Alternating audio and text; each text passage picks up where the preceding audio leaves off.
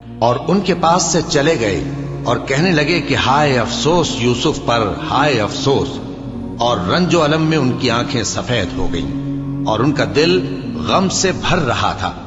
بیٹے کہنے لگے کہ واللہ آپ تو یوسف کو اسی طرح یاد ہی کرتے رہیں گے یہاں تک کہ آپ گھل جائیں گے یا جان ہی دے دیں گے۔ انہوں نے کہا کہ میں تو اپنے غم و اندوہ کا اظہار اللہ سے کرتا ہوں اور اللہ کی طرف سے وہ باتیں جانتا ہوں جو تم نہیں جانتے۔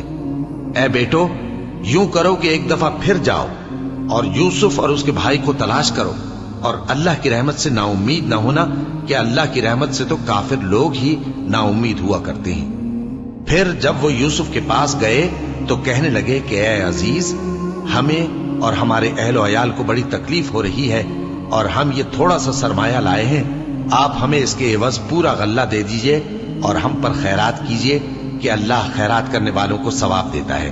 یوسف نے کہا تمہیں معلوم ہے کہ جب تم نادانی میں پھنسے ہوئے تھے تو تم نے یوسف اور اس کے بھائی کے ساتھ کیا کیا تھا؟ وہ بولے کیا واقعی تم ہی یوسف ہو؟ انہوں نے کہا ہاں میں یوسف ہوں، اور بن یامین کی طرف اشارہ کر کے کہنے لگے یہ میرا بھائی ہے، اللہ نے ہم پر بڑا احسان کیا ہے۔ جو شخص اللہ سے ڈرتا اور صبر کرتا ہے تو اللہ نیکوکاروں کا اجر ضائع نہیں کرتا۔ وہ بولے اللہ کی قسم، اللہ نے تم کو ہم پر فضیلت بخشی ہے اور بے شک ہم خطا کار تھے۔ یوسف نے کہا کہ آج کے دن تم پر کوئی ملامت نہیں، اللہ تم کو معاف کرے اور وہ سب سے بڑھ کر رحم کرنے والا ہے۔ یہ میرا کرتا لے جاؤ، پھر اسے والد صاحب کے منہ پر ڈال دینا تو وہ بینا ہو جائیں گے، اور اپنے تمام اہل و عیال کو میرے پاس لے آؤ۔